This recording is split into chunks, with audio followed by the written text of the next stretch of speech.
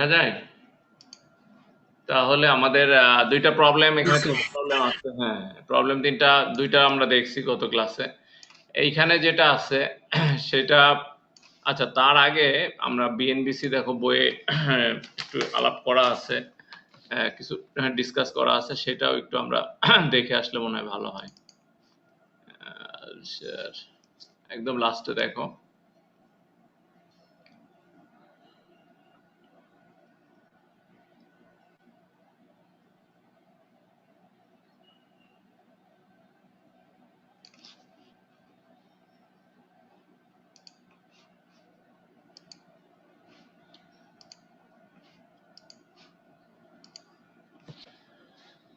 In the mean time আমি তোমাদেরকে BNBC 2020 download করে নিতে বলছিলাম।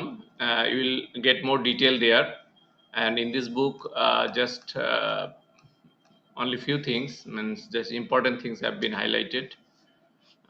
So যেটা বিএনবিসিতে দেখো, আমাদের এএসসিতে যেটা আমরা করে আসছি, বিএনবিসিতে অলমোস্ট সেম থিংস। হ্যাঁ, যেটা আছে এমসি, ম্যাক্সিমাম কনসিডার্ড আর্থকুয়েক, সেই কথাটা এখানে বলা আছে, এবং ম্যাক্সিমাম কনসিডার্ড আর্থকুয়েকের উপর বেসড করে আমাদের একটা সাইসমিক জোন কোএফিসিয়েন্ট, ঠিক আছে, এখানে জোন 1, জোন 2, জোন 3 এবং জোন 4 ভাগ করা হয়েছে। আমরা যদি খুলনা অঞ্চলে দেখি, so we are here in between zone 2 and zone 1.12, ঠিক আছে। তো এইখানে এসসির সাথে যদি আমরা একটু কম্পেয়ার করি আমেরিকান যে বিভিন্ন স্টেটের ম্যাপ, সেইখানে যেটা ছিল এস এস, তাই না, acceleration in short period and S1 acceleration in 1 second, কিন্তু আমাদের বিএনবিসিতে ওইটা করে নাই। এটা অ্যাপেন্ডিক্সে একটা দিচ্ছে অবশ্য, যদিও আমি দেখাইছিলাম যে জোন কোফিসিয়েন্টটা যদি আমরা এসএস এবং S1 বলি, তাহলে এইখানে যেটা দিচ্ছে এটা এরা বলছে যে S1, ঠিক আছে, অর্থাৎ 1 সেকেন্ড পিরিয়ডটাকে ধরছে, 1 সেকেন্ড টাইমে যে এক্সেলারেশন।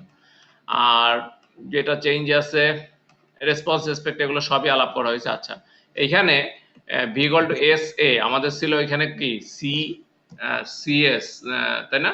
আমরা যদি একটু এ করি, ওখানে ইকুয়েশনটা ছিল সিএস আর এখানে আছে এস এ, তাহলে একই ব্যাপার এখানে যেটা যেভাবে দেয়। আর ডাব্লুটা হচ্ছে total seismic weight of the building. আর এখানে বলছে যে লাইভ লোড যদি 3 kilo newton per metre square হয়, তাহলে 25% এবং তার বেশি হলে 50% লাইভ লোড অ্যাড করতে হবে। এইখানে এতটুকু বেশি আছে আর কি, আমাদের লাইভ লোডটা একটু বেশি অ্যাড করতে বলছে। হ্যাঁ, তাহলে 3 কিলোমিটার মানে কি 60 পিএসএফ, তাই তো? যদি 60 পিএসএফ বা তার কম হয়, আমরা 25% নিব। আর যদি 60 পিএসএফ এর বেশি হয়, then will go take 50% of the live load. আর ডেড লোড আমরা এসিতে যেটা করছি সেটাই নিব। আচ্ছা, তারপরে আমাদের ইকুয়েশনটা এখানে দেখো, SA 2/3 Z I R by CS, ঠিক আছে। তাহলে Z I R by CS, যেটা আমাদের এতেও ছিল এসসিতে, 2/3টা করে ওখানে ডিজাইন অ্যাক্সিলারেশনটা বের করা হয়েছিল, এখানে 2/3টা একবারে দিয়ে দিছে। জেডটা হচ্ছে জোন কোএফিসিয়েন্ট, দ্যাট মিনস আমরা জোন থেকে যেটা অ্যাক্সিলারেশনটা পাবো, একটা ম্যাপে যেটা দেখাইলাম এইটা, হ্যাঁ, সেটা আমরা সরাসরি, that is in the ratio of percent of G তে আছে। আই হচ্ছে স্ট্রাকচারাল ইম্পর্টেন্স, আর হচ্ছে যে response modification factor, and CS. আচ্ছা, তাহলে S A design spectral acceleration in unit of G which shall not be less than, S এটাকে যেটা তুমি ক্যালকুলেট করলা সেটা should not be less than 0.67 beta Z IS, ঠিক আছে, এটার থেকে কম হতে পারবে না। And beta বলছে coefficient used to calculate a lower bound for SA recommended value of beta is 0.15। একটা কোনো জিনিস একটা লোয়ার বাউন্ড থাকে, আপার বাউন্ড থাকে, এখানে লোয়ার বাউন্ড ভ্যালুটা হচ্ছে lower bound of SA, that is recommended beta 0.15, এটা 0.15 ধরলেই হবে। আর Z হচ্ছে যে seismic coefficient given in the seismic zoning map in Bangladesh, সেটা আমরা এখান থেকে পাবো।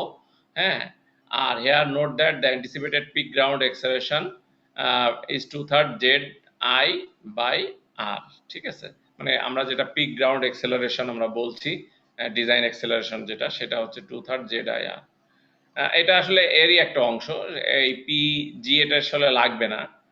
পিজিএ মানে বলতেছে যে আমরা জেড থেকে যেটা পাবো সেটাকে 2/3 দিয়ে কমাই নিব, হ্যাঁ, এবং আই দিয়ে গুণ করবো, আর দিয়ে আরেকটু কমাবো, কমায় যেটা হবে সেটাই হচ্ছে ওইখানে আমরা বলছিলাম design acceleration SD S and SD one, আর এখানে হচ্ছে peak ground acceleration, the same things are the same.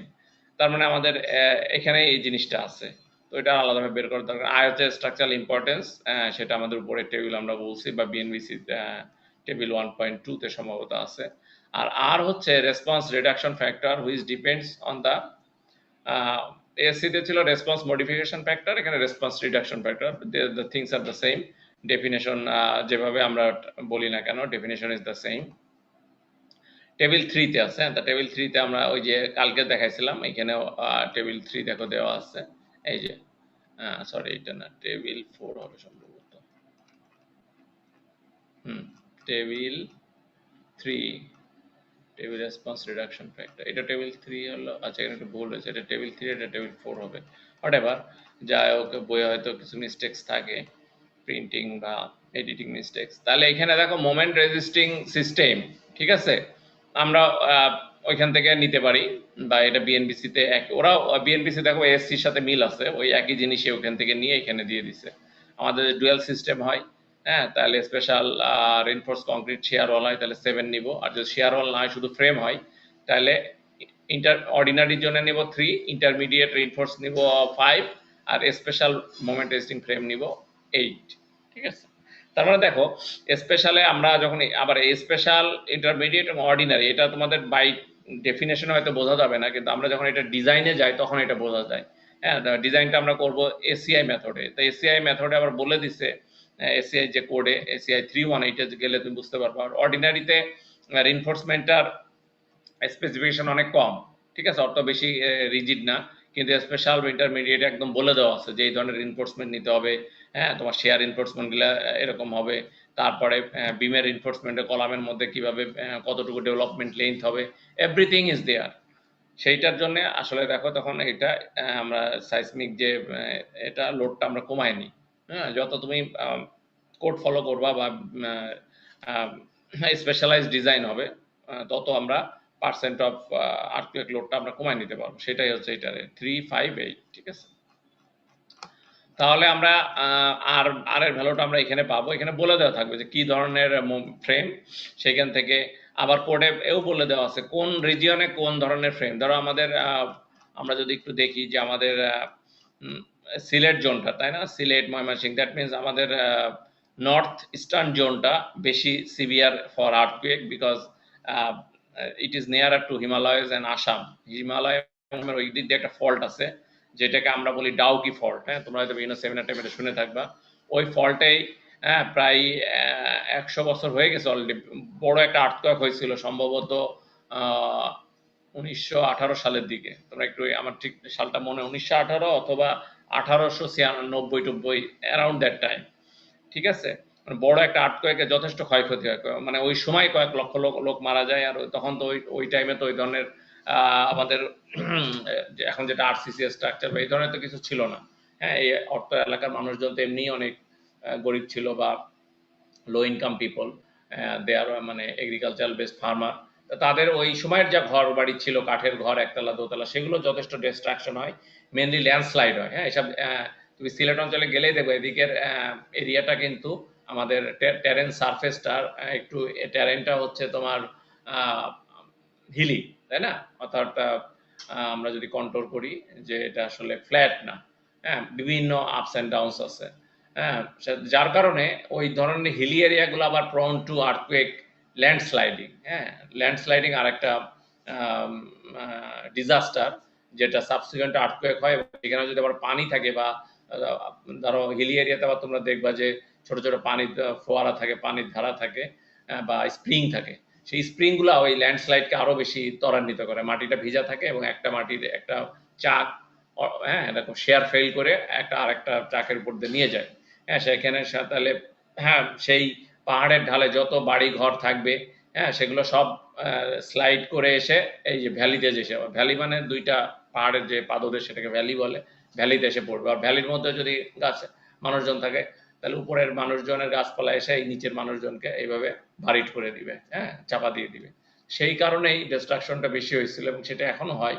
আমরা নেপালে হয়তো দেখছি কিছু কিছু ল্যান্ডস্লাইড হয়েছে, যেটা 2013 বা 14 সালে নেপালে যে ভূমিকম্পটা হলো। তো এইগুলো হচ্ছে মানে যেটা আমি মিন করলাম যে এখানে আমাদের ডাউকি যে ফলটা আছে আসামের ভিতর দিয়ে, সেইটা আবার সিলেটের খুব রিজিয়নের কাছাকাছি বলেই দেখো সিলেট জোনে এই সাইসমিক এক্সিলারেশনটা বা জোন কোফিশিয়েন্টটা বাড়ায় নেওয়া হয়েছে 36%, তাই না? তারপরে আমরা সিলেট থেকেও ইজিলি বোঝা যায় সিলেট ওই ডাউকি ফল্ট যদি অ্যারাউন্ড দিস এরিয়া, তাই না, মানে ইন্ডিয়ার ভিতরে আছে, যদিও আসামটা ইন্ডিয়ার ভিতরে। হ্যাঁ, ধরো আমরা ধরে নিয়েছি সিলেট থেকে হয়তো 100 বা 150 কিলোমিটার বা আরো কম হবে সম্ভবত, I am not exactly sure যেটা কোথায় আছে, somewhere maybe within 100 kilometres maybe. হ্যাঁ, তোমরা একটু দেখে নিও।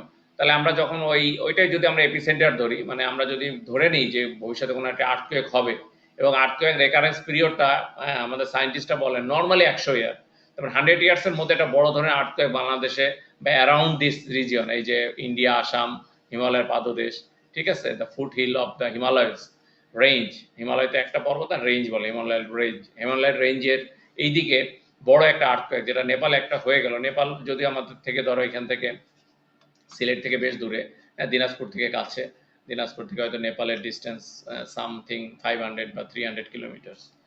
তা সেইখানে একটা হয়ে গেছে, তারপরে বলা হচ্ছে যে এরকম একটা জায়গায় আর একটা ভূমিকম্প হতে পারে, যেটা আমরা বললাম যে গ্রেট আসাম আর্থকোয়েক, যেটা 1918 সাল অথবা 1890 সাল, আমার ঠিক খেয়াল নেই, তোমরা একটু সার্চ দিয়ে নিও। হ্যাঁ, এটা হয়েছিল। এখানে নেট আছে, আমি এখনো সার্চ দিয়ে বলে দিতে পারি। তো যাই হোক, এটা একটা ইনফরমেশনের ব্যাপার। তা সেটাই আর কি, আমি যে পয়েন্টটা বললাম যে মেজর আর্থকোয়েকগুলো নর্মালি রেকারেন্স পিরিয়ডটা ধরে নেওয়া হয় 100 ইয়ার্স। তাহলে যেহেতু 100 ইয়ার্স অলরেডি পাস্ট, সেটা 1890 হোক বা 1918 দুইটাই কিন্তু পাস করে গেছে, তাই না? 1890 হলে 1990 এর মধ্যে একটা হওয়ার কথা ছিল, আর 1918 হলে 2018 মধ্যে 19, 20, 21। তার মানে বিজ্ঞানের বলতেছে উইদিন 10 to 20 ইয়ার্স এর মধ্যে একটা মেজর আর্থকোয়েক হবে। এই আমাদের কিন্তু সেইভাবে প্রিপারেশন নেওয়া উচিত। হ্যাঁ, কিন্তু আমাদের সেই ধরনের প্রিপারেশন নাই। হ্যাঁ, আমাদের বিল্ডিং গুলো এভাবে কোড মেনে করা হয় না, মানুষজন তার ইচ্ছা মতো করে।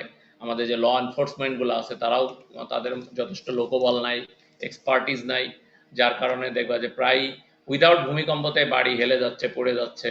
হ্যাঁ, বা একটা একদিকে একটা বাড়ির উপর আর একটা বাড়ি পড়ে যাচ্ছে। এই যে কিছুদিন আগে কোথায়, ময়মনসিংহ না কোথায়, তোমরা দেখছো মনে হয়, যে একটা খানার ভিতরে একটা এরকম বাড়ি মানে ওভারটার্ন করছে, তাই না? হ্যাঁ, ঢাকাতে প্রায় দেখা যায়, মিরপুরে বা পুরান ঢাকার বিল্ডিং গুলো আরো বেশি ভার্নারেবল। তো এইগুলো কিন্তু যদি উইদাউট এনি আর্থকোয়েকে এরকম অবস্থা হয়, তাহলে আর্থকোয়েক যখন শেক হবে তখন চিন্তা করো। হ্যাঁ, আই ডোন্ট নো, মেবি আমাদের দেশের 50% বাড়ি হয়তো ভেঙে চুরে পড়ে যাবে। হ্যাঁ, কলাপস করবে মানে আরো বেশি। হুম, মানে কলাপস করবে 50%, আর মানে ধর পার্শিয়াল কলাপস বা মেজর ফ্র্যাকচার বা ক্র্যাক ট্র্যাক, এইগুলো ডিস্ট্রাকশন অনেক বেশি হবে। তো সায়েন্টিস্টরা বলেন বা আমাদের যারা এক্সপার্ট আছে ওনারা বলেন, ঢাকা শহর অ্যালোন 70% বিল্ডিং হয়তো বা মেজর আর্থকোয়েকে সার্ভাইভ করবে না, এরকম একটা প্রেডিকশন। তাহলে বিল্ডিং যদি সার্ভাইভ না করে, then you can expect the loss of lives, not only loss of lives, মানে যে একটা মানে কি বলবো, যে হিউম্যান ডিজাস্টার হবে, সেটা তুমি এখানে ইমাজিন, তাই না? একটা মানে একটা প্যানিক এবং একটা একটা মেহেম তৈরি হয়ে যাবে। হ্যাঁ, যেটা হয়তো বা আমাদের যে যথেষ্ট, আমাদের আরেকটা সমস্যা আছে, বিল্ডিং গুলো উইক, আমাদের প্রিপেয়ার্ডনেস, ডিজাস্টার প্রিপেয়ার্ডনেস নাই। আমাদের যথেষ্ট পরিমাণ ফায়ার ফাইটার বলো বা রেস্কিউ অপারেটর, রেস্কিউ ইকুইপমেন্ট, শুধু অপারেটর তো রাখলে, রেস্কিউ ইকুইপমেন্ট, অল্টারনেট রোড, আমাদের ঢাকা শহরের একটা ব্যাকবোন রোড, একটা রোড বন্ধ হয়ে গেলে ওই জায়গায় পৌঁছানোর আর কোনো রোড নাই, অল্টারনেট কোনো রোড নাই। হ্যাঁ, এগুলো অনেক সমস্যা। তারপর আমাদের একই রোডের বা একই জায়গায় গ্যাসের লাইন, ইলেকট্রিক লাইন, হ্যাঁ, পানির লাইন, এগুলো যদি ডিস্ট্রাকশন হয়ে যায়, তো গড নোজ যে কি পরিমাণ মানুষজন আহত নিহত হবে, বা হয়তো প্যানিকটাই মারা যাবে অনেক মানুষ। তো যাই হোক, এখন তাই বলে তো আমাদের হাত গুটায় বসে থাকলে হবে না, এই জন্য এই কোডগুলো রিভাইজড হয়। হ্যাঁ, সরকার থেকে বারে বারে বলা হয় যে আপনার কোড ফলো করে বিল্ডিং করেন, রাজুক থেকে বলা হচ্ছে। হ্যাঁ, তো এখন এটা যেহেতু লতে পরিণত হয়েছে, হ্যাঁ, বিল্ডিং কোড 2020, এখন মানুষ এটা ফলো করতে হবে, বা যেই বিল্ডিং এ এই কোড ফলো করে করা হচ্ছে না, সেগুলো হয়তো আইনের আওতায় এনে আইদার এটা ডেমোলিশ করবে বা আদার্স এটা পানিশমেন্ট হবে আর কি। তা আমরা যেটা পয়েন্টে ছিলাম, যে ওই ফল্টের কাছাকাছি দেখো সিলেট, ময়মনসিংহ, কিশোরগঞ্জ, এগুলা, হ্যাঁ, সেগুলো দেখো 3.6, তারপর আমরা যত দূরে সরে যাচ্ছি 0.28, ঢাকা এই রিজিয়নটা আবার উত্তর দিকে একদম এইভাবে চলে গেছে। এটা সার্কুলার ওয়েতেই গেছে, বোঝাই যাচ্ছে তাই না, রেডিয়াসের বরাবর। দেখো ওই রেডিয়াসের মানে আস্তে আস্তে ধরে আমরা যদি বলি সিলেটটা হচ্ছে ওই ফল থেকে 100 কিলোমিটারের মধ্যে, হ্যাঁ, টাঙ্গাইল, গাজীপুর, হ্যাঁ, বগুড়া, এগুলো ধরো কত 150 থেকে 200 কিলোমিটার, ঢাকা হয়তো 250 কিলোমিটার, 300 কিলোমিটার। এরপরে যশোর এই বেলটা 450-500 কিলোমিটার, খুলনা হয়তো 600 কিলোমিটার। এইভাবে যদি আমরা দেখি তাহলে যত দূরে যাচ্ছে আমাদের জোনিং কোফিসিয়েন্টটা কমে আসতেছে। এখন দেখা যায় যে দেখো যশোরে 0.1, আবার খুলনাতে হালকা একটু বাড়ায় দিচ্ছে। খুলনাতে বাড়ার কারণ হচ্ছে খুলনাতে আবার আমাদের সয়েলের আবার প্রপার্টিস খুব খারাপ। আমাদের খুব সফট সয়েল। দেখা যায় 50-100 ফিট পর্যন্ত বোরিং করলে সয়েলের প্রপার্টি সম্বন্ধে হয়তো তোমরা কিছু অলরেডি জানো, যে এসপিটি ভ্যালু, তাই না? এসপিটি হচ্ছে এক ধরনের টেস্ট যেটা মাটিতে এরকম একটা অগারের মতো একটা জিনিস দিয়ে মাটিতে টেস্ট করা হয়, যে সেটা মানে মাটির ভিতরে 6 ইঞ্চি পেনিট্রেট করার জন্য কতটুকু ব্লো, হ্যামারের ব্লো দিতে হয়। যত মাটি শক্ত হবে ব্লো বেশি লাগবে, যত মাটি কম হবে ব্লো কম লাগবে, ঠিক আছে? Number of blow to penetrate this, একটা ব্যারেলের মতো একটা জিনিস, ব্যারেল মানে সামথিং রডের মতো, ধরো কত ইঞ্চি রড মাটির মধ্যে তুমি ঢুকাই দিচ্ছ, ঠিক আছে? সেটা ঢুকাইতে 1 ইঞ্চি 1 ফিট ঢুকাইতে যতগুলো ব্লো লাগে সেটাকে বলে এসপিটি ভ্যালু। হ্যাঁ, তা আমাদের 100 ফিট পর্যন্ত দেখা যায় মাটি এত সফট, এখানে সফট ক্লে আছে, পিট ক্লে আছে। পিট ক্লে মিন্স মানে কালো পচা কাদার মতো দেখবা হয়তো, বা অনেক জায়গায় এক্সকাভেট হলে দেখবা। মানে আমাদের ঢাকা শহরের মাটি বা আদার্স দেখবা যে কিছু দূর খুললে লাল মাটি, এবং শক্ত এঁটেল মাটি। এই এঁটেল মাটি কিন্তু খুব শক্ত। হ্যাঁ, দেখবা যে এঁটেল মাটির উপরে পানি পড়লেও তুমি কিন্তু সহজে পানিটা গলে না এবং শক্ত থাকে। আর এই যে পচা কাদার মধ্যে, মানে পুকুরের পানিতে যে কাদাটা থাকে দেখবে যে পচা কাদা, এইরকমই খুলনা শহরের 50-100 ফিট পর্যন্ত এইরকম। তো তার কারণ আমাদের জিওলজিস্টরা বলেন যে একসময় সুন্দরবন একদম অনেক এই পর্যন্ত বিস্তৃতি ছিল। হ্যাঁ, হ্যাঁ, যশোরের কিছু অংশ বা পুরা আমাদের এই খুলনা অঞ্চল তো ছিলই। হ্যাঁ, এবং নদীগুলো অনেক ওয়াইড ছিল। এখন তো নদী টদী সব মরে গেছে। তো এইসব নদীতে ধরো ওইসব তাহলে বনাঞ্চল ছিল, সেই সব বনাঞ্চলতে এটা তো 1 বছর 2 বছর 1000 বছরের ব্যাপার না, কয়েক হাজার বছর, even you can imagine that 1 lakh 2 লক্ষ বছর হয়তো বা এই সুন্দরবন ফরেস্ট। তাহলে সেইখানে 1 লক্ষ 2 লক্ষ বছরের গাছপালা, তাদের পাতা ডাল, বড় বড় গাছের গুড়ি, এগুলো কিন্তু ওই অনেক সময় বোরিং করতে গেলে গুড়িগুলো পাওয়া যায়। হ্যাঁ, যারা এই যে বোরিং করে আমাদের এই যে কুয়েট থেকে, তোমরা জানো যে আমাদের সিআরটিএস যে আমরা টেস্ট করি, এই হয়তো বোরিং করতেছে, করতে করতে ওই যে ব্যারেলটা বললাম, এটা তো ওই 50 ফিটের নিচে এসপিটি কত, তোর 50 ফিট নিচে ওটা নামাই দিতে হয়, বোরিং করে নামাই দিয়ে এরপর হ্যামার মারতে হয়। তা 50 ফিটের ভ্যালু পাইলে আবার 60 ফিটে, এইভাবে জিনিসটা প্রোগ্রেসিভলি চলতে থাকে। তারপরে দেখা যায় কিছু সময় পরে হয়তো উপরের দিকে মাটি নরম, এসপিটি ভ্যালু হয়তো 5, 6, 7, এরপরে হঠাৎ করে এসপিটি ভ্যালুটা দেখা যায় 30-40 হয়ে যায়। তো এরকম হঠাৎ করে তার শক্ত মাটি থাকতে পারে না।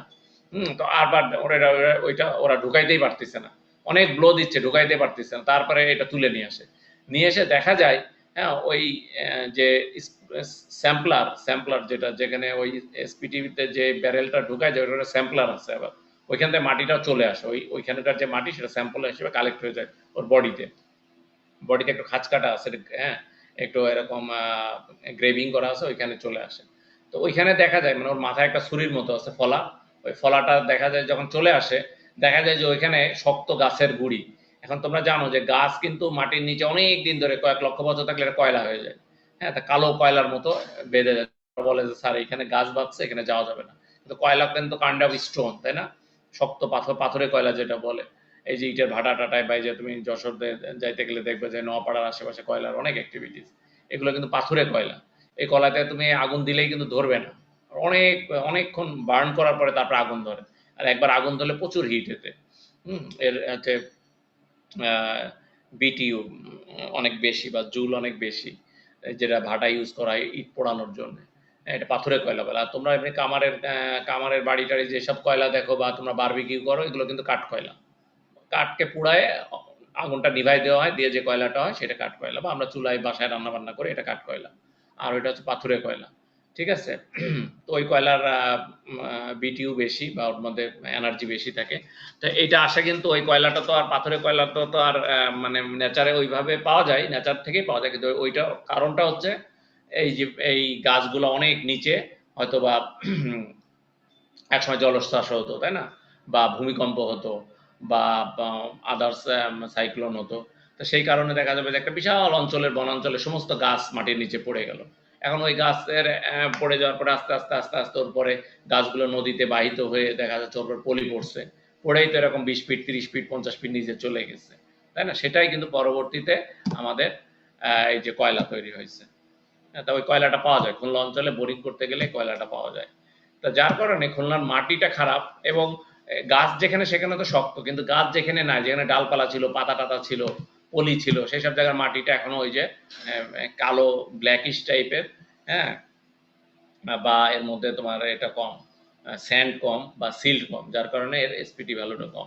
তো এখানে সয়েল খারাপ থাকার কারণে অনেক সময় দেখা যায় যে লিকুইফ্যাকশনের একটা প্রবাবিলিটি দেখা যায় আর্থকুয়েকের সময়, যার জন্য এখানে আবার একটু সেফটির কারণে জেটটা একটু বাড়ায় দেওয়া হয়েছে। এই ধরো 0.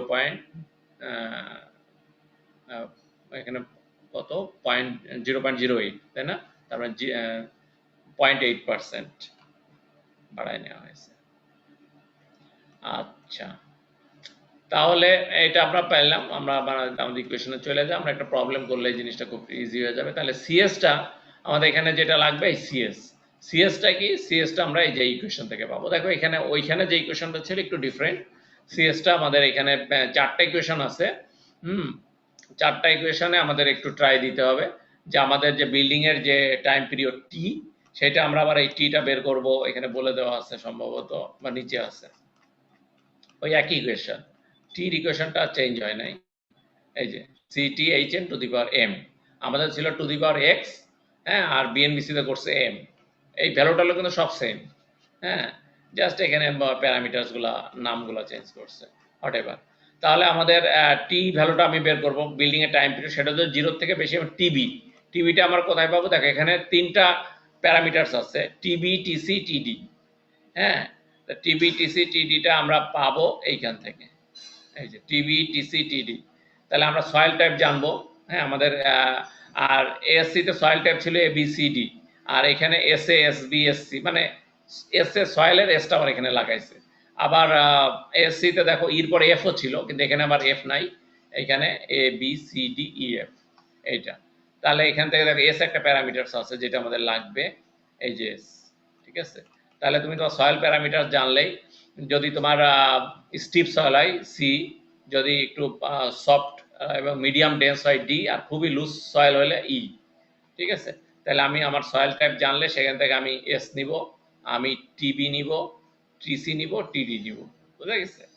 নর্মালি পরীক্ষাতে দেখবে আগের বছর কোশ্চেন এই ধরনের টেবিল তুলে দেওয়া হয়, হ্যাঁ, তোমার সয়েল টাইপটা বলে দেওয়া হয় আর টেবিল তুলে দেওয়া হয়। টেবিল থেকে তুমি খুঁজে খুঁজে বের করবা যে which value you should pick from the table.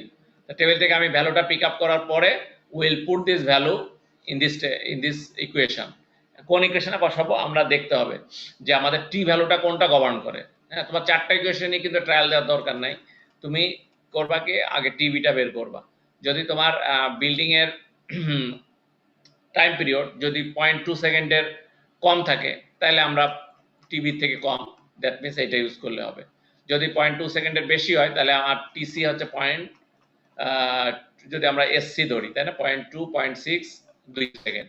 তাহলে 0.6 সেকেন্ডের কম হয় তাহলে আমরা দ্বিতীয় ইকুয়েশন নিব, আর 6 সেকেন্ডের বেশি হয়, সরি 0.6 সেকেন্ডের বেশি এবং 6 সেকেন্ডের কম, 6 না কত এটা 2 সেকেন্ড, 2 সেকেন্ডের কম হয় সেক্ষেত্রে আমরা 3 নম্বর ইকুয়েশনটা, আর 4 সেকেন্ডের কম 2 সেকেন্ডের বেশি হয়, তার খুব বেশি টল বিল্ডিং হয়, এটাকে বুঝতে পারতেছে বিল্ডিং যত টল হবে তত আমাদের টি বাড়বে, হ্যাঁ, সেটা যদি যত টল হবে আমাদের এই ইকুয়েশনগুলো এইভাবে ইউজ করতে হবে, করে তুমি এক্সাক্ট সিএসটা নিয়ে আসবা।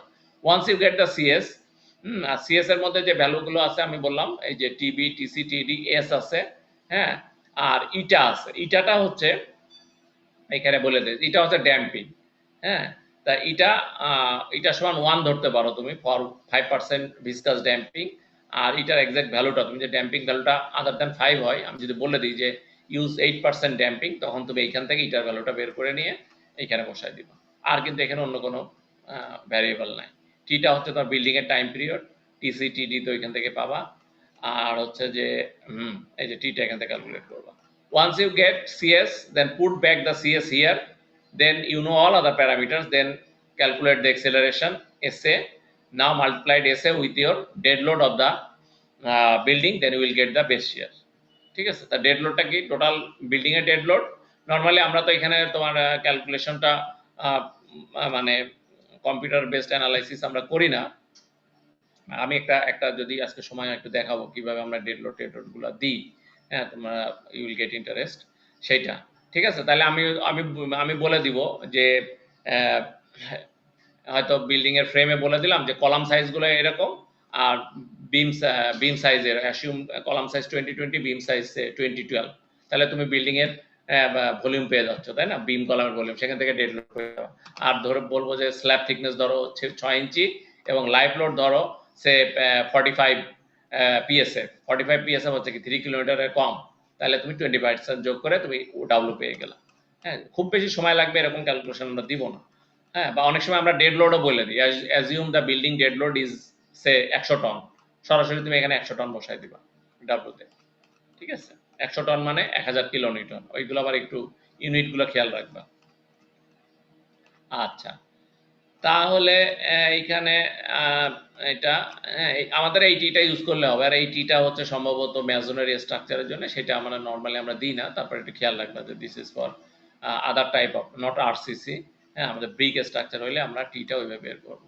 এরপরে আর জিনিস as usually you have done in the ASC, যে আমাদের ভিটা মানে প্রত্যেক শেয়ারে প্রত্যেক ফ্লোরে আমাদের ডিস্ট্রিবিউট করতে হয়, যেটাকে আমরা বলি এফএক্স। এফএক্সটা হচ্ছে ফ্লোর শেয়ার বলবো না, floor distribution of the base share করলাম। করার পরে আমরা তো জানি যে সবগুলো ফ্লোর ডিস্ট্রিবিউশন ফোর্সকে যোগ করলে এটা বেস শেয়ার হবে। এই ছবিটা ওইখানে আমরা দেখে আসছি পিকচারটা। আর এইখানে যে distribution of the storey shear at each storey level, সেটা আমরা বলছি যে এইভাবে ডিস্ট্রিবিউশনটা হয়, তাই না? এটা হায়ার মোড টোড এগুলো আছে, এগুলো ডাইনামিক অ্যানালাইসিসের একটু কথাবার্তা বলা আছে। এটা আসলে আমরা যেহেতু ডাইনামিক নিয়ে খুব বেশি ইন্টারেস্টেড না, আমরা এটাই করি না। আর এখানে যে আমরা বলছিলাম ডিভিএ, ডিফরমেশন, ভেলোসিটি এন্ড এক্সটেনশন গ্রাফে প্রেজেন্ট করা যায়, সেটাকে ডিভিএ স্পেকট্রাম বলে। আর স্পেকট্রাম কি সেটা আমরা বলছিলাম যে কোনো একটা অঞ্চলের আর্থকুয়েকের ম্যাক্সিমাম কনসিডার্ড আর্থকুয়েকের উপরে বেস করে ফিউচারিস্টিক বিল্ডিং এর যে ডিজাইনের জন্য এক্সেলারেশন যে গ্রাফ করা হয়, ডিজাইন এক্সেলারেশন গ্রাফ, সেটাকে আমরা বলছি রেসপন্স স্পেকট্রাম। হ্যাঁ, সেটাকে deformation response spectrum, acceleration response spectrum, velocity response spectrum. এই স্পেকট্রাম থেকেও ভ্যালুগুলো নেওয়া যায়, একটা হচ্ছে ম্যাপ থেকে নেওয়া যায় অথবা স্পেকট্রাম থেকে। এইটা তাহলে আমাদের এই পর্যন্ত আমরা বললাম। তারপর আমরা এখন এটাতে চলে যাই পরের লেকচারে। ঠিক আছে, আমি একটু স্টপ দিই।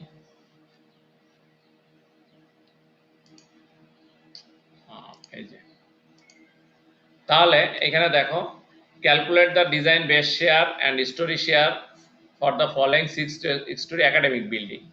হ্যাঁ, তাহলে academic building that means it can be university, school অথবা যে কোনো কিছু হতে পারে। তাহলে বিল্ডিং লোকেশন বলছে Dhaka, 6 story. Building plan area বলছে 690 মিটার স্কোয়ার। ঠিক আছে, প্ল্যান এরিয়া এখানে বলে দেওয়া আছে। হাইট হচ্ছে 24 মিটার, মানে 4 মিটার করে, 4 6 24। Institutional use, foundation type pile foundation. Total dead load, এই যে বিল্ডিং এর ডেড লোড বলে দেওয়া আছে 50,000 কিলো নিউটন। লাইফ লোড বলা আছে 3 kilo newton for all floors, আর life load 1.5 kilo newton for roof. হ্যাঁ, রুফে নর্মালি আমাদের তো ধরো মানুষজন কম উঠে। হ্যাঁ, তুমি যদি মনে করো যে রুফে খুব বেশি গ্যাদারিং হবে না, সেক্ষেত্রে তুমি রুফের লোড অনেক সময় কম নিই। হ্যাঁ, তাহলে ওই যে বললাম যে লাইফ লোডের একটা পার্সেন্ট ডেড লোডে নিতে হবে, সেইটা ক্যালকুলেশন করার জন্য এটা দেওয়া আছে। Structural type RCC moment resisting frame without shear wall. তার মানে কি মোমেন্ট রেজিস্টিং ফ্রেম? তার মানে আমরা এখানে এখন তুমি ডিসাইড করবা যে ঢাকা হচ্ছে সাইসমিক্যালি মডারেট জোনে আছে। হ্যাঁ, এখানে তুমি স্পেশাল মোমেন্ট রেজিস্টিং ফ্রেমও নিতে পারো বা ইন্টারমিডিয়েট নিতে পারো, কিন্তু এখানে অর্ডিনারিটা নেওয়া যাবে না। অর্ডিনারিটা নর্মালি খুলনা যশোর এই অঞ্চলে, যেখানে সাইসমিক অ্যাক্টিভিটিস কম বা সিভিয়ারিটি কম। বোঝা গেছে? তাহলে আমাদের এখানে দেখো সলিউশনটা কি। From the seismic zone mapping Z, ঢাকাতে 0.2 আমরা দেখে আসলাম, তাই না? অকুপেন্সি ক্যাটাগরি দেখো বিএনবিসি 3 তে, বিএনবিসি এই টেবিলে গেলেই তুমি দেখবে যে ইম্পর্টেন্স উপরে ব্যক্তি করে ইনস্টিটিউশনাল, যেখানে একটু মাস গ্যাদারিং হচ্ছে, তাই না? এখানে ছোট ছোট বাচ্চারা লেখাপড়া করতেছে, হ্যাঁ, বা একটা ক্লাসরুমে 100-150 ছেলেপিলে বসে আছে, হঠাৎ করে এই সময় ভূমিকম্প আসলে ক্যাজুয়ালিটি বেশি হবে, হ্যাঁ, রাদার দেন একটা ফ্যামিলি।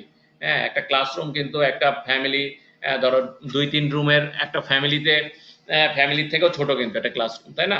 কিন্তু একটা আহ, আহ, আহ, আহ, 2 জন বা 3 জনের ফ্যামিলি, সরি 2 বা 3 রুমের, বা আমি যদি বলি স্কোয়ার ফিটের, 1200 স্কোয়ার ফিটের একটা বিল্ডিং এ মানুষ থাকে কয়জন? খুব বেশি হলে 4-5 জন নাইট টাইমে, আর ডে টাইমে আরো কম, 2 জন, 1 জন, 3 জন এরকম, তাই না? তাহলে ক্যাজুয়ালিটির উপরে মানে আমাদের স্ট্রাকচারাল ইম্পর্টেন্সটা এভাবে বেড়ে যায়, যে আমাদের স্কুল যখন হয় দিনের বেলা, আবার কিন্তু ডে নাইট ব্যাপার আছে, রাতের বেলা আবার স্কুলগুলো কিন্তু ইম্পর্টেন্স একদম কম, ফাঁকাই থাকে।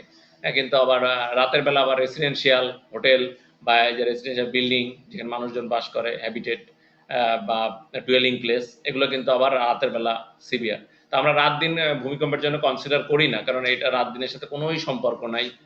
আর্থকুয়েকটা যে কোনো সময় হতে পারে, তাই এটা তো আন্ডারগ্রাউন্ডের ব্যাপার, আন্ডারগ্রাউন্ডে তো আর রাত দিন নাই। আচ্ছা, তাহলে আমাদের ইম্পর্টেন্সটা আমরা এখান থেকে তুলে নিলাম 3।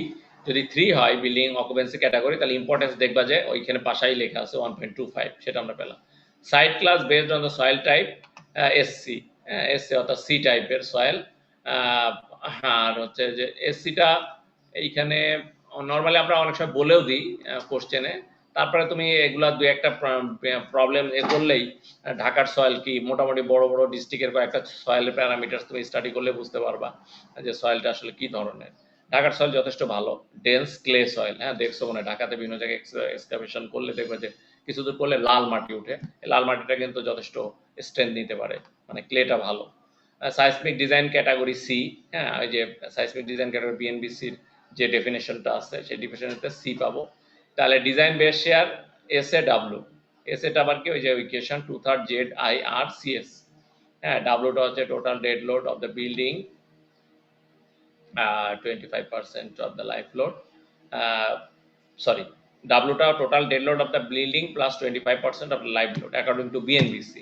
ঠিক আছে, তাহলে ডেড লোডটা আমার বলে দেওয়া আছে কোনটা, এই যে 50,000 কিলোনিউটন, দ্যাট মিনস 5,000 টন, তাই তো, প্লাস আমার লাইফ লোড 25% লাইফ, এটা কিন্তু এখানে সরাসরি বসাই দিয়েছে, এটা তোমরা ক্যালকুলেশন করবা। 25% লাইফ লোড কিভাবে পাবা? প্রতিটা ফ্লোর এরিয়া বলে দেওয়া আছে, সবগুলো ফ্লোরে, 5টা ফ্লোরে দিবা হচ্ছে তোমার 5টা ফ্লোর না, 1টা 2টা 3টা 4টা, হ্যাঁ 5টা। গ্রাউন্ড ফ্লোরে দেওয়ার দরকার নেই, গ্রাউন্ড ফ্লোরের জানো তো, গ্রাউন্ড ফ্লোরের ফ্লোর লোডটা নর্মালি গ্রেডে চলে যায়, অর্থাৎ সাপোর্টেড বাই সয়েল, এটা স্ট্রাকচারের উপর ইম্প্যাক্ট ফেলে না, অর্থাৎ গ্রাউন্ড ফ্লোরের যে স্ল্যাব, সেই slab is not connected with the column or grade beam, তাই না? গ্রেড বিমের সাথে এটা জাস্ট আইসোলেটেড একটা, এটাকে আমরা বলি স্ল্যাব অন গ্রেড, অর্থাৎ গ্রেড মিনস যে গ্রেড লেভেল হয় জিএল, সেটার উপরে থাকে। সো ওই ফ্লোরটা আমরা ধরবো না, তাহলে তুমি লাইভ ফ্লোরটা দিবা first floor, second floor, third floor, fourth floor, fifth floor, 1 2 3 4 5 6 তলা, ঠিক আছে? ফিফথ ফ্লোরে আমরা দিলাম, 5টা ফ্লোরে দিব, সেটা দিব কি 3 কিলোমিটার পার মিটার স্কোয়ার, তাহলে আমার ফ্লোর এরিয়া কত? 690 দিলাম। আর হচ্ছে যে রুফে 690 ইন্টু 1.5 শুধু রুফে, তাহলে এইটা হচ্ছে টোটাল ডেড লোড। তারপরে টোটালটা নিলাম, নিয়ে ওর 25%, ওর 25% করলে দেখবা যে 3364 হয়, তাহলে আমি যোগ করে ফেললাম। বিল্ডিং এর হাইট এইচএন নিলাম 24 মিটার, এটা বলে দেওয়া আছে। তাহলে সিটি আমি ওই টেবিল থেকে পাবো এবং এম পাবো। সিটি এবং এম কেন পাবো? আমাদের বিল্ডিং এর টাইম পিরিয়ডটা বের করা দরকার। তাহলে টাইম পিরিয়ডটা আমি পাবো, টি হচ্ছে CT H N to the power M. তাহলে সিটির ভ্যালুটা আমি টেবিল থেকে নিলাম, এম এর ভ্যালুটা নিলাম, আর হাইট হচ্ছে 24 মিটার। হ্যাঁ, তাহলে আমাদের বিল্ডিং এর টাইম পিরিয়ড হচ্ছে 0.814। 0.814টা দেখবা যে ওই টেবিলে যদি আমি যাই, it is greater than TB TA TB TC, তাই না? মানে একটু যাই তো এখানে,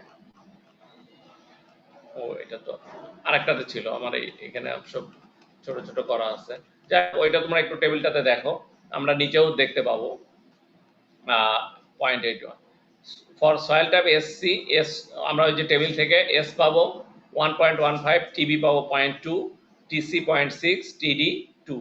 তাহলে আমাদের টিটা টিবি এবং টিসি থেকে বড় এবং টিডি থেকে কম, টিবি এবং টিসি থেকে বড়, টিডি থেকে কম হলে আমাদের কোনটা 3 নাম্বার ইকুয়েশনটা কমান্ড করবে, তাই না? তাহলে আমরা 3 নাম্বার ইকুয়েশনে নরমালাইজড অ্যাক্সিলারেশন রেসপন্স একটা সিএসটা আমরা বের করে নিলাম। হ্যাঁ, এখানে ইটা সমান 1 ধরবা 5% ড্যাম্পিং এ, এবং রেসপন্স রিডাকশন ফ্যাক্টর আর সমান 8। আর 8 পাইলাম কোথা থেকে? ওই টেবিল থেকে আমরা আগে দেখাইছি যে এখানে আমাদের বলছে যে RCC moment resisting frame without shear wall. সেখানে আমরা যে যদি দেখি স্পেশাল, যেহেতু আমরা ঢাকা একটু আমাদের মোটামুটি মডারেট জোনে আছে, আমরা স্পেশাল মোমেন্ট রেজিস্টিং ফ্রেম যদি আমরা নিই, দেন এটা আমাদের আর রেসপন্স মডিফিকেশন ফ্যাক্টর বা রেসপন্স রিডাকশন ফ্যাক্টর 8। তাহলে once you get R, then you got everything. So you can calculate SA, মানে নরমালাইজড অ্যাক্সেলারেশন আমরা বের করলাম। এসএ বের করে, এবং দ্যাট শুড বি, আবার ওখানে একটা চেক ছিল, greater than 0.67 beta Z is. তাহলে বিটা জেড আইএসটা আমাদের 0.029, সেটা থেকে আমাদের এটা বড় আছে, অতএব ওকে। ঠিক আছে, বিটা সমান 0.15 আমরা ধরলাম।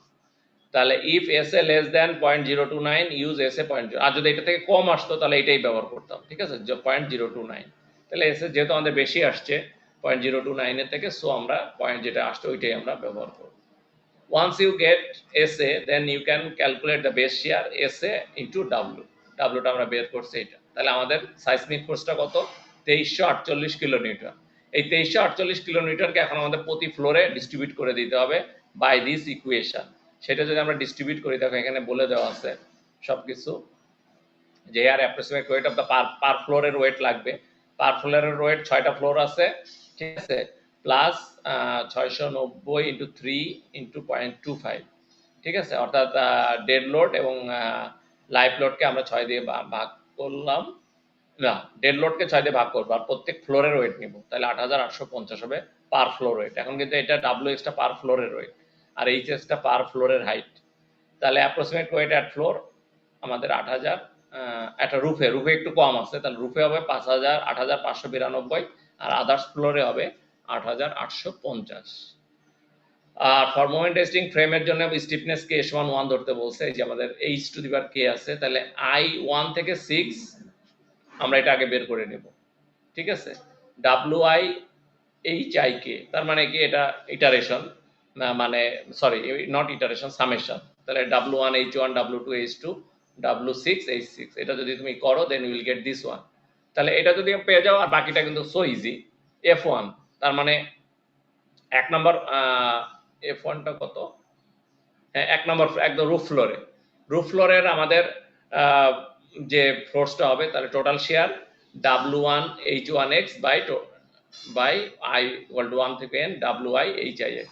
তার মানে এই ভ্যালুটা এখানে চলে আসবে 8850 ইন্টু 4, তাহলে এটার তাহলে 113। তারপরে যত আমরা উপরে যাবো দেখো এটা বেড়ে যাচ্ছে, তাই না? অর্থাৎ আমরা যত বিল্ডিং এর হাইট বাড়তেছে, উপরের দিকে আমাদের লোড F5 এ যে আমাদের 564, আর F6 এ যে 657। তাহলে আমাদের আবার এই সবগুলো যোগ করলে আবার আমরা বলছি যে প্রত্যেকটা ফ্লোরে যে ডিস্ট্রিবিউট করলাম তার সামেশন হবে টোটাল বেস শেয়ার 2348। এই যে 2348, ঠিক আছে, এটা মিলে যাবে, মিলতেই হবে, বিকজ তুমি তো একটা রেশিওতে সব ভাগ করে ফেলছো, তাই না? এখন যদি আমরা ফ্লোরে ডিস্ট্রিবিউট করি, it will come like this. বোঝা গেছে? So this is the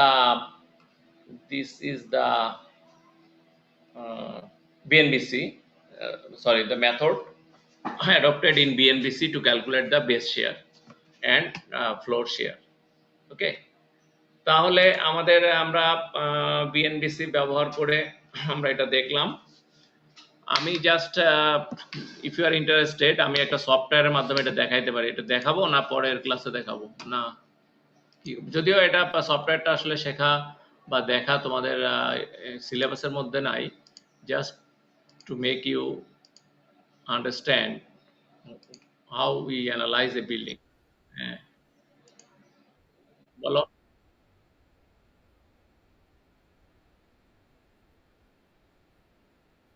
live load না, লাইভ লোড ক্যালকুলেশনটা কিছুই না। আমি বললাম যে আমরা অনেকভাবে কোশ্চেন আসে আর কি। একটা হচ্ছে যে আমি প্ল্যান এরিয়া দিয়ে দিব, ঠিক আছে, এখানে শুধু এলিভেশন আছে, প্ল্যান দিয়ে দিব প্ল্যানে আমি বিম কলাম উল্লেখ করে দিব। সেক্ষেত্রে ধরো আমি একটু দেখাই, তাহলে তুমি বুঝতে পারবা। সাপোজ আমি একটা এটা কি, এইটাতে হবে না,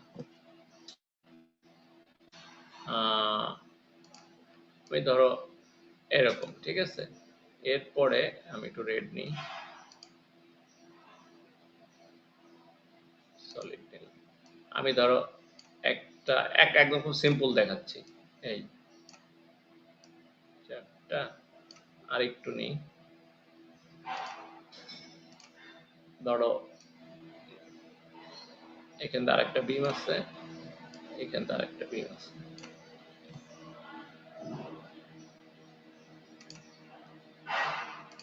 তাহলে এখানে আমি আরেকটা কলাম দিলাম, এখানে আরেকটা কলাম দিলাম, এখানে আরেকটা কলাম দিলাম। ধরো কলামের সাইজ সব ইকুয়াল, যে দুই টাইপ থাকে আমি বলে দিব, এটা C1 C2, হ্যাঁ, এখানে একটা কলাম দিলাম। এখন আমি কলামের ডাইমেনশন দিয়ে দিলাম, সে 15 ইঞ্চি 15 ইঞ্চি, এবং বিমের ডাইমেনশন দিয়ে দিলাম, ঠিক আছে। তাহলে তুমি খুব ইজিলি বিম কলামের ভলিউম বের করতে পারবা। ভলিউম বের করে কংক্রিটের ইউনিট ওয়েট দিয়ে মাল্টিপ্লাই করলেই তুমি এই ডেড লোডটা পেয়ে যাবে, তাই না। আর আমি বলে দিলাম যে ফ্লোর এরিয়া তো আছে, আমি বলে দিলাম যে ইউজ 6 ইঞ্চ স্ল্যাব, তাহলে তুমি কি টোটাল ডেড লোড পেয়ে গেলা। তাহলে ডেড লোডের মধ্যে আসবে কত, বিম কলাম স্ল্যাব, ঠিক আছে। আর পার্টিশন ওয়াল টল থাকে, যদি আমি বলে দিই তখন পার্টিশন ওয়াল, বা আমি যদি উল্লেখ না করি, আমি যদি বলে দিই ইউজ 6 ইঞ্চ পার্টিশন ওয়াল, তাহলে সরি 5 ইঞ্চ পার্টিশন ওয়াল, তাহলে পার্টিশন ওয়ালটা তুমি দিয়ে নিবা। হ্যাঁ, পার্টিশন ওয়াল মিনস প্রত্যেকটা বিমেই তুমি পার্টিশন ওয়াল ধরবা, কোনো সমস্যা নেই। ধরে পার্টিশন ওয়াল, এখানে যদি 5 ইঞ্চি ওয়াল থাকে, তাহলে সে 5 ইঞ্চি ওয়ালের 10 ফিট হাইট, 1 ফিট লেন্থ হলে ইউডিএল হিসেবে তুমি ইয়ে করে টোটাল ওয়ালের ওয়েটটা তুমি বের করে নিতে পারো। এক ফ্লোরে করে 6 দিয়ে গুণ করে ফেললেই তুমি প্রত্যেক ফ্লোরে পেয়ে যাবা। সিমিলারলি এটাও তাই, এক ফ্লোরের বিম কলাম বের করে তুমি 6 দিয়ে মাল্টিপ্লাই করে সব ফ্লোরে পেয়ে যাবা। সেটা হচ্ছে কি ডেড লোড ক্যালকুলেশন। আর যদি আমি একবারে দিয়ে দিই টোটাল ডেড লোড, তাহলে তোমাকে এই কাজটা করতে হবে না। It depends on time and marks. হ্যাঁ, যদি আমি কোশ্চেনে মার্কস অনুযায়ী তুমি বুঝতে পারবা। যদি এটা ধরো একটা কোশ্চেনই একটা সেট হয়, দ্যাট মিনস 35 থাকে, হয়তো বা আমি একটু ক্যালকুলেশনগুলো এইভাবে তোমাকে করে নিতে পারি। যদি আমি একটু শর্ট করে দিই, 25 দিলাম বা সামথিং 30, হয়তো বা কিছু কিছু জিনিস আমি দিয়ে দিব। এই তাহলে টোটাল ডেড লোড। আর লাইফ লোডটা, এই যে ফ্লোরের যে লাইফ লোডটা আসবে, সেটা বলছে যে এটা বিএনবিসিতে বলা আছে, যদি 3 কিলোনিউটনের বেশি হয় তাহলে 50%, আর 3 কিলোনিউটন বা তার কম হলে তোমাকে নিতে হবে 25%। তাহলে তুমি লাইফ লোডটা ফ্লোরে দিয়ে দিবা, দিয়ে টোটাল লাইফ লোডের 25% নিয়ে নিবা, অথবা 50%। এটাই হচ্ছে আমরা যেটা ক্যালকুলেশন করছি। বোঝা গেছে? না, গ্রাউন্ড ফ্লোর তো বললাম, গ্রাউন্ড ফ্লোর নিবা না, এটাই তো বললাম নিবা না। গ্রাউন্ড ফ্লোরের ফ্লোরটা তো স্ট্রাকচারের কোনো পার্ট না। অন্যান্য স্ল্যাবগুলা কি beam supported slab, 1 way 2 way slab, কিন্তু গ্রাউন্ড ফ্লোর তো তুমি কোনো সময় 1 ওয়ে 2 ওয়ে হিসেবে ডিজাইন করছো, করো নাই। গ্রাউন্ড ফ্লোরের স্ল্যাবটা যদি খেয়াল করো কোন কনস্ট্রাকশন দেওয়া, দেখো যে এখানে কিন্তু রিনফোর্সমেন্ট দেয় না, বা দিলেও খুব কম, টেম্পারেচার শ্রিঙ্কেজ রিনফোর্সমেন্ট। এবং গ্রাউন্ড ফ্লোরের যে স্ল্যাব, সেই স্ল্যাবটা কিন্তু গ্রেড বিম বা কলামের সাথে কানেক্টেড থাকে না, এটা সেপারেট। বিল্ডিং হয়ে যায় তারপরে গ্রাউন্ড ফ্লোরের ফ্লোরটা করে, তার মানে শুধু ওই গ্রাউন্ড ফ্লোরের slab will rest on the soil, সেটার সাথে স্ট্রাকচার কোনো কানেকশন নাই, অতএব ওইখানে যে লোড দিবা বা সেটাও স্ট্রাকচারে যাবে না, অতএব গ্রাউন্ড ফ্লোরটা কনসিডার করার দরকার নাই। বুঝা গেছে? সেটাই আমি বললাম।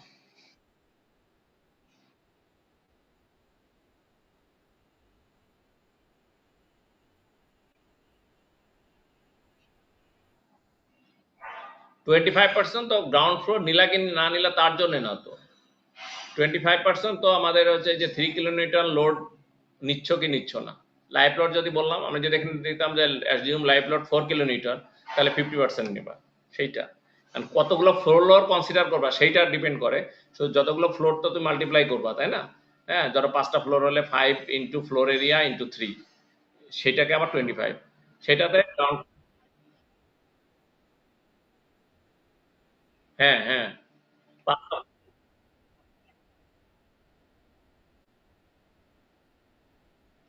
ও, এই যে এখানে আমি বুঝতে পারছি তোমার কোশ্চেন হচ্ছে যে এখানে যেটা উল্লেখ আছে সেখানে তার থেকে কম আসে, এই যে এটা 3364। এখন এখানে ভুল হতে পারে ক্যালকুলেশন, আমি একটু চেক করবো। হ্যাঁ, এখানে কিভাবে কি নেওয়া হয়েছে, তুমি এটা এটা করে দেখো। হ্যাঁ, যে 690 into 3 into 5 plus 1.5 into 690 into 0.25, এটা করে দেখো তো কত আসে। আর 6টা ফ্লোরই মনে হয় নিচে, তাই না? নিয়ে এটা 3,300, ওই তো, তাহলে এই যে রুফটা মনে হয় ভুল হয়েছে এখানে। রুফটাতে এই ইয়ে দিয়ে নিছে, গ্রাউন্ড ফ্লোর নেয় নাই, কিন্তু রুফে 3 কিলোনিউটন দিয়ে দিচ্ছে, বুঝছো? এখানে ক্যালকুলেশনে ভুল আছে। ঠিক আছে, সে থ্যাংক ইউ, এটা ওইখানে ভুল আছে, কিন্তু গ্রাউন্ড ফ্লোর নেয় নাই। না, গ্রাউন্ড ফ্লোর নেওয়ার দরকার নাই, বোঝা গেছে? এই, তাহলে তোমরা এভাবে করবা। আমি জাস্ট একটা সফটওয়্যারে একটু দেখাই দিই, মানে এটা তোমাদের সফটওয়্যার শেখানোরও সময় নাই বা এই কোর্সের ওইটা অংশ না। আমি এটা এই শেয়ারটা স্টপ করে দিই, একটা সফটওয়্যার খুলে একটু জাস্ট ফর ইওর ইন্টারেস্ট আমি একটু দেখাচ্ছি, হ্যাঁ, যে how we calculate the seismic load and other things.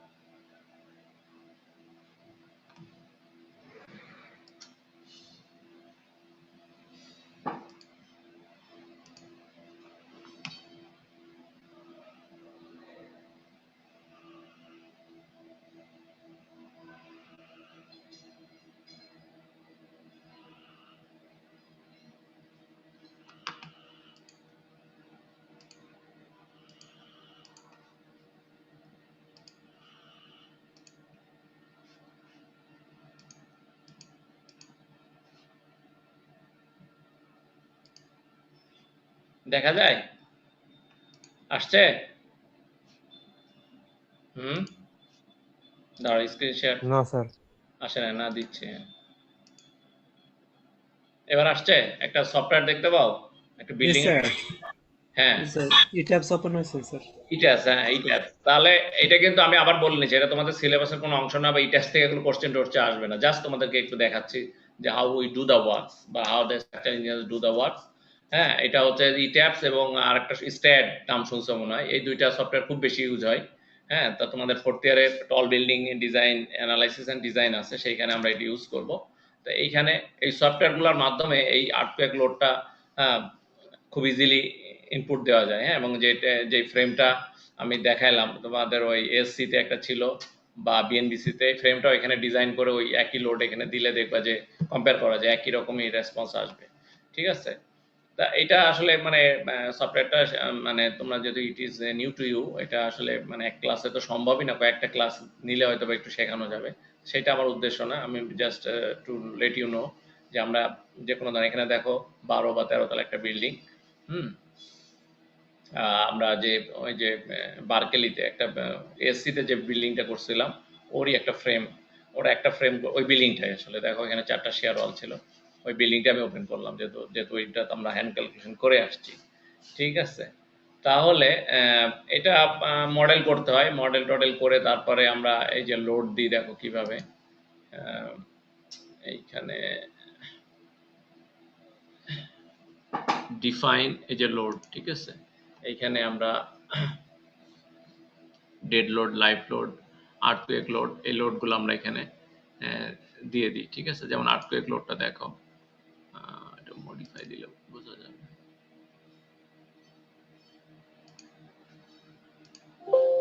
Sorry,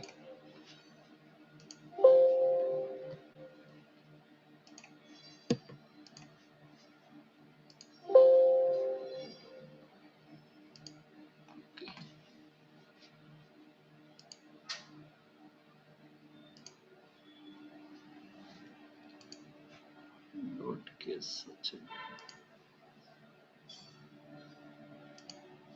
হ্যাঁ এই যে এখান থেকে, যেমন ধরো এখানে কিন্তু সব মানে যেহেতু এটা কমপ্লিট মডেল, আমি তো এখন তোমার সামনে মডেল করলে একদম প্রথম থেকে বিম কলাম জেনারেট করে সবগুলো লোড অ্যাপ্লাই করতাম। ঠিক আছে, আমরা নর্মালি এইভাবে দিই, dead load, live load, floor finish, partition wall, earthquake X, দেখো আর্থকুয়েক এক্স এখানে আমরা যখন এখানে আসবে তখন এখানে এসসি 716, ঠিক আছে, এখান থেকে আমরা ল্যাটারাল লোডটা ডিফাইন করি, এই যে এখানে সবকিছু আছে, ঠিক আছে, লোকস যেহেতু এটা এক্স ডিরেকশনাল লোড এবং এক্স ডিরেকশনে কিছুটা আমরা এক্সেন্ট্রিসিটি যেটা কোড বলে 5% এক্সেন্ট্রিসিটি আমরা অ্যাজিউম করে ডিজাইনটা করি। এই যে এখানে সবকিছু আছে দেখো, এই যে এসএস, ঠিক আছে, 0.2 second spectral acceleration, short period acceleration, ঠিক আছে, এই S1 that means 1 second acceleration, এটা হচ্ছে কি টিএল লং পিরিয়ড টাইম আর কি। তারপরে সাইড ক্লাসে এখানে A B C D E F সবগুলোই আছে। যদি তুমি এখানে ধরো সি দাও তাহলে এখানে কোড অটোমেটিক্যালি এটা নিয়ে নেয় আর কি 1.2। আর তুমি যদি মনে করো যে না তুমি সাইড ক্লাসে টেবিল থেকে দিবা, সেক্ষেত্রে আমরা এফ সিলেক্ট করে টেবিলের ভ্যালুগুলো দিয়ে দিই, দুইভাবে দেওয়া যায়। আর এটা সে অটোমেটিক্যালি ক্যালকুলেট করে। এই যে রেসপন্স মডিফিকেশন ফ্যাক্টর, ঠিক আছে, দেখো এখানে আর, তারপরে সিস্টেম ওভারস্টেন ফ্যাক্টর, এই ভ্যালুগুলো যদি কোড নিয়ে নেয়, তারপরে তুমি যদি এটা মনে করো যে কোড স্পেসিফাই না করে তুমি নিজে টেবিল থেকে নিয়ে দিবা, সেটা হতে পারে। কোড অনেক সময় দেখা যায় এখানে 8 নিয়ে নিছে, হ্যাঁ, সেক্ষেত্রে তুমি কমাই দিবা বা বাড়াই দিবা। আর এইখানে এই যে টাইম পিরিয়ড অ্যাপ্রক্সিমেট মানে ওই যে আমাদের যে টি ক্যালকুলেট করলাম, হ্যাঁ, সেটা করে এখানে এখানে সে ক্যালকুলেট করে। আর প্রোগ্রাম ক্যালকুলেটেড আর ইউজার ডিফাইন্ড, তুমি যদি ক্যালকুলেশন করে ওই ইকুয়েশনের মাধ্যমে এখানে দিতে চাও এখানে দিয়ে দিবা, বুঝা গেছে। আমরা নর্মাল প্রোগ্রাম ক্যালকুলেটেড দিই, তো এইভাবে দিতে হয় জিনিসগুলো। মডেলিং এর অনেক স্টেপ আছে, এখন টোটাল জিনিসটা দেখাতে গেলে কয়েক ঘন্টার ব্যাপার, আমি এত ডিটেলে যাচ্ছি না। এরপর আমরা উইন্ডলোড দিই, তাহলে এখানে দেখো আমি যেটা বললাম এই কোডে কিন্তু সবকিছু আছে। তুমি কোন সরি আর্টপ্যাক লোডটা কোন কোড অনুযায়ী করবা, যেটা আমি বললাম এখানে কিন্তু বিএনবিসিটা নাই। তাহলে এগুলো আসলে আমাদের গভর্নমেন্ট লেভেল থেকে ইনিশিয়েটিভ নিতে হয়, এই ধরনের সফটওয়্যার যারা তৈরি করে তাদের সাথে কন্ট্যাক্ট করে বলতে হয় যে আমাদের কোডটা ঢুকাই দেয়, তাহলে খুব ইজিলি তুমি বিএনবিসি এখানে সিলেক্ট করে বিএনবিসি প্যারামিটারসগুলো দিলেই হ্যাঁ ইজিলি বিএনবিসি আমাদের চলে আসবে। তো আমরা এটা যেহেতু না আমরা এসসিতে করি, করে বিএনবিসি প্যারামিটারসগুলো এখানে দিয়ে দিই ইউজার ডিফাইন্ড হিসেবে, সেভাবেও হয়, ঠিক আছে। দেখো এখানে এসসি 716 যেটা আমরা পড়লাম লেটেস্ট, তারপরে আদার্সগুলো আছে 7.5 7.10, হ্যাঁ, আইএস ইন্ডিয়ান স্ট্যান্ডার্ড আছে এখানে, ইন্ডিয়াটা আছে ইউবিসি। ইউবিসির পরে আসলে ইউবিসি অনেক পুরাতন কোড, ইউবিসি 97 মানে বিএনবিসি 1993, সেগুলো আর এখন দরকার হয় না, বুঝেছে, এগুলো অবসোলেট হয়ে গেছে। আমরা নর্মালি আইবিসি ইউজ করি, অথবা আইবিসি, এই যে আইবিসি নাই না, হ্যাঁ এই এসসি ইউজ করলেই হবে, এসসি 716 মানে আইবিসি, লেটেস্ট আইবিসি যেটা। আইবিসি হচ্ছে ইন্টারন্যাশনাল বিল্ডিং কোড। প্রথমে যে কোডগুলো হয়েছিল আমেরিকাতে, প্রথম ইউবিসি ইউনিফর্ম বিল্ডিং কোড, তারপরে ওরা চলে গেছে আইবিসিতে, হ্যাঁ, ইন্টারন্যাশনাল বিল্ডিং কোড। আচ্ছা, তাহলে এখান থেকে আমরা এই লোডগুলা দিই, দিয়ে তারপরে এখানে তো বিম কলাম শেয়ার ওয়াল কিভাবে নিতে হয় সেটা, ধরো এটা যদি আমরা প্ল্যান ভিউ দেখি, যে কোনো একটা স্টোরি দেখো, দেখো এই যে আমরা যে ফ্রেমটা করে আসলাম এসসিতে সেই ফ্রেমের মতো এটা, তাই না, এটাতে 3D ভিউ টিউ সব সুন্দর এগুলো দেখা যায়। এরপরে তুমি লোড দিলা, এরপরে এটাকে অ্যানালাইসিস করতে, অ্যানালাইসিস করলে যে আমরা লক করে নিই, লক করে দেখো এটা যদি আমরা অ্যানালাইসিস করি, অ্যানালাইসিস রেজাল্টগুলো দেখা যায় খুব সুন্দর করে।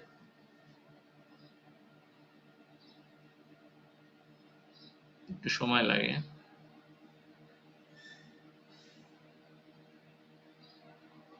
তো তোমরা এই যে মানে এটা দেখানোর আরেকটা উদ্দেশ্য আছে, এগুলা সেলফ ইন্টারেস্টে শিখে নেওয়া যায়, এটা এমন কিছু না, খুব কঠিন কিছু না। হয়তো তোমরা অনেক সময় বসে থাকো, নষ্ট করো, বা এই যে কোভিডে কত সময় চলে গেল ইউটিউবে আজে বাজে জিনিস, হ্যাঁ, গান টান না দেখে এগুলো দেখলা, তাতে জিনিসটা শেখা হলো, তাই না?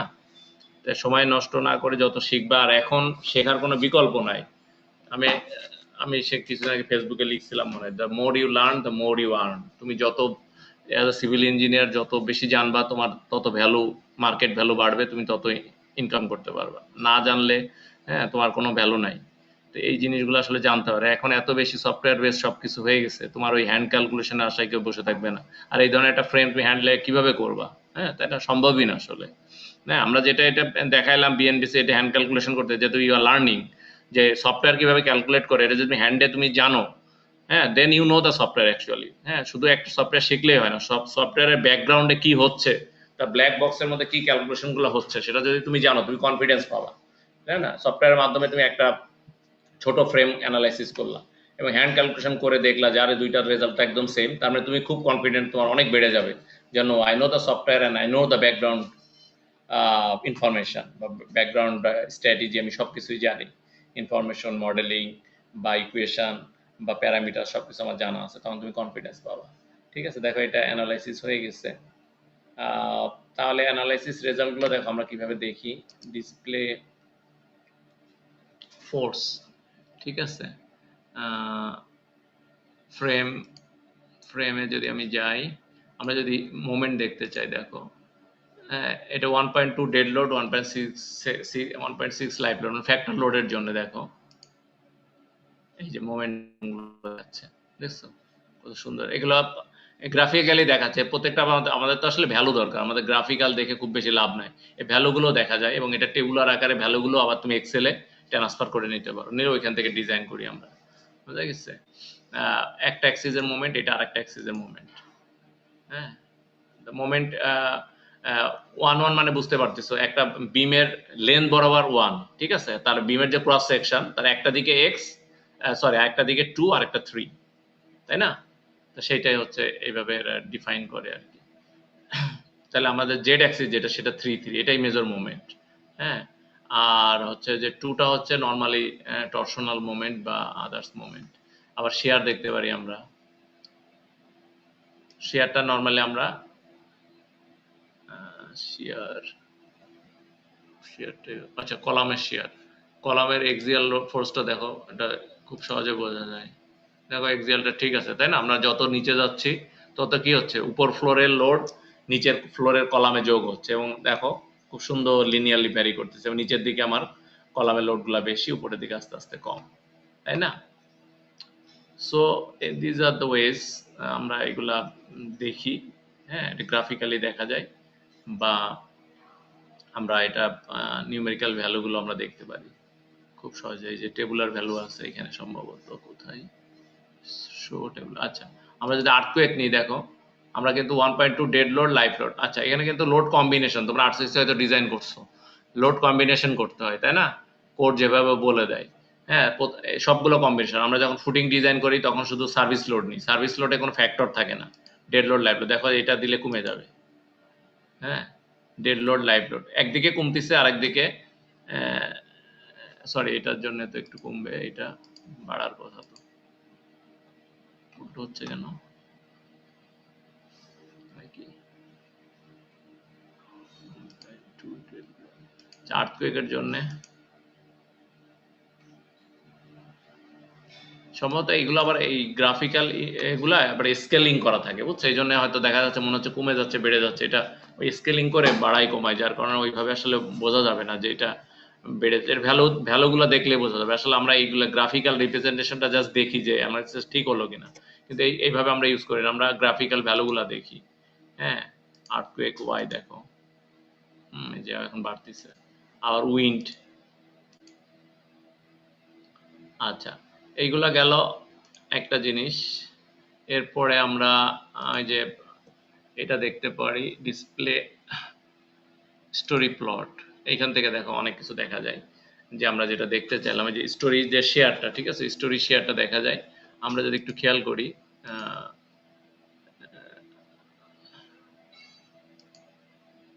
আমরা স্টোরি শেয়ারটা দেখব, সেটা কিসের জন্য দেখব? Earthquake load in x direction, ঠিক আছে। দেখো এইখানে কিলো নিউটনে আছে,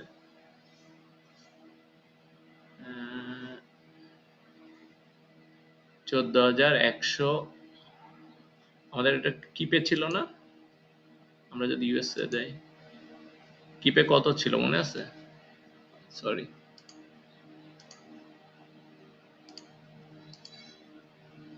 স্টোরি শেয়ার লোডটা হচ্ছে আমাদের আর্থকুয়েক এক্স, ঠিক আছে। দেখো এখানে লেখা আছে গ্লোবাল এক্স ডিরেকশন, ব্লুটা, ঠিক আছে, অর্থাৎ এক্স ডিরেকশন আর্থকুয়েক লোড, কারণ ওয়াই ডিরেকশন লোড জিরোই হবে, তাই না? ওইদিকে তো আর থাকবে না, ল্যাটারাল লোড যেহেতু। তাহলে দেখো কি 3,172 কি 3,172, আমাদের ক্যালকুলেশনে কত ছিল? 3,400 সামথিং। একটু এদিক ওদিক হয়, কেননা ওই যে ফ্লোর লোড গুলো তো আর আসলে ওইভাবে এক্স্যাক্টলি এখানে সফটওয়্যার যেটা ক্যালকুলেট করে একটু কম বেশি হয়, যার কারণে আপনি যদি সব কিছু একদম অ্যাকুরেটলি দাও এটা মিলে যাবে, ঠিক আছে। প্রতি ফ্লোরের এই যে ফ্লোর শেয়ারগুলা এটাও মিলবে, ঠিক আছে। স্টোরি শেয়ারগুলো দেখো উপরের দিকে আস্তে আস্তে আস্তে আস্তে নিচের দিকে বেড়ে যাচ্ছে 0.32 ইন্টু এই যে e⁻³ আছে না, 10,000 যা ভ্যালু আছে সেটার সাথে 10,000 তোমার মাল্টিপ্লাই করতে হবে। হ্যাঁ, এটা স্টোরি শেয়ার, তার মানে এই একদম বেজে এসে অলমোস্ট বেস শেয়ারের সাথে মিলে যাবে, তাহলে 3,172 দেখো 3,000, এটা কত 3,200, তার মানে কাছাকাছি আছে, একটু কম আছে। এইবার উপরের দিকে আমার আস্তে আস্তে স্টোরি শেয়ারটা কমে যাবে। আর আমরা যদি দেখি আর্থকুয়েকের জন্য আমরা স্টোরি ড্রিপটা দেখতে পারি, অর্থাৎ বিল্ডিংটা কতটুকু ডিসপ্লেসমেন্ট হচ্ছে, ম্যাক্সিমাম স্টোরি ড্রিপ। হ্যাঁ দেখো এইভাবে ড্রিপটাতে দেখাচ্ছে কিসে ইউনিটলেস, আচ্ছা স্টোরি ড্রিপটাও অন্য জিনিস।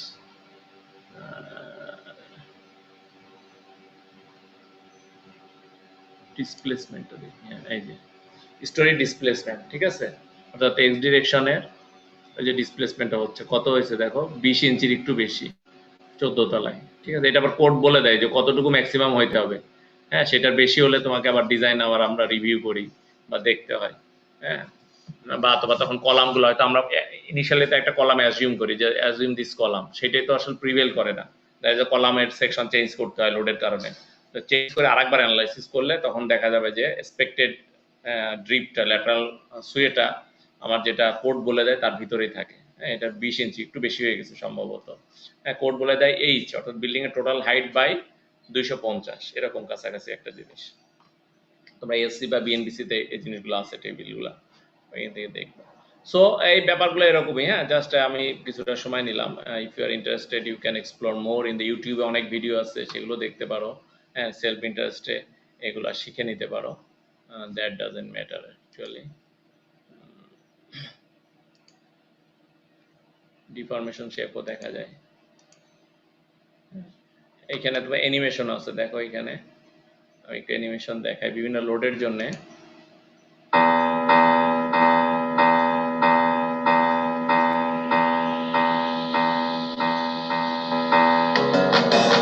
এটা শুধু ডেড লোড লাইভ লোডের জন্য, ঠিক আছে।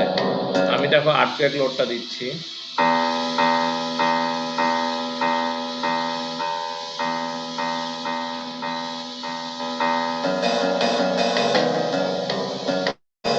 এটা এখানে ল্যাটারাল লোড নাই, মানে ওই যে লোড কম্বিনেশন গুলো ছিল একটার পর একটা সে দেখাবে। হ্যাঁ, পরেরটাতে যাই দেখো,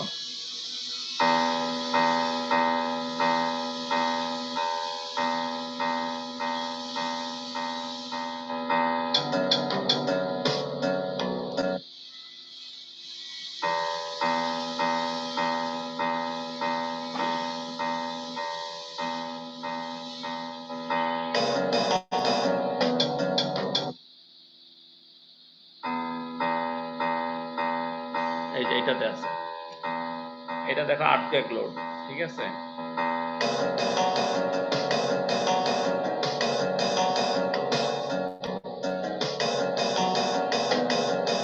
এটা হচ্ছে আর্টকুয়েক এক্স, দেখো এখানে এক্স ডিরেকশন দেখা যাচ্ছে। আমি যে আর্টকুয়েক ওয়াই দিই,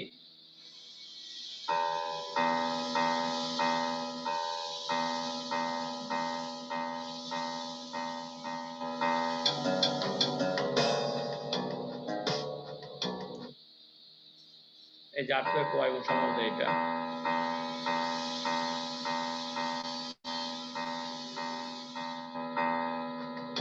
তাহলে এটা হচ্ছে আর্টকুয়েক ওয়াই, বোঝা গেছে, ওয়াই ডিরেকশনের আর্টকুয়েক লোড। সো এইভাবেই আসলে এই জিনিসগুলো দেখতে হয়। তোমরা আরেকটু আরো তোমাদের পরবর্তীতে ক্লাইমেট স্টপ করে দিলাম। হ্যাঁ, so this is all in our earthquake analysis, not design. এটা ডিজাইন কোনো ক্লাস না, অ্যানালাইসিস আমরা দেখলাম। হ্যাঁ, তাই সফটওয়্যারটা আমরা শেখার আমাদের স্কোপ হবে ফোর্থ ইয়ারে গেলে, হয়তো আমি নিব ক্লাসটা। আর তোমরা বললাম এই সেলফ ইন্টারেস্টে একটু দেখবা। তো আজকে আমাদের একটু টাইম পারও হয়ে গেছে, আমরা এখানে শেষ করছি। হ্যাঁ, নেক্সট ক্লাস থেকে আমরা উইন লোড শুরু করব, ঠিক আছে। Will start win load.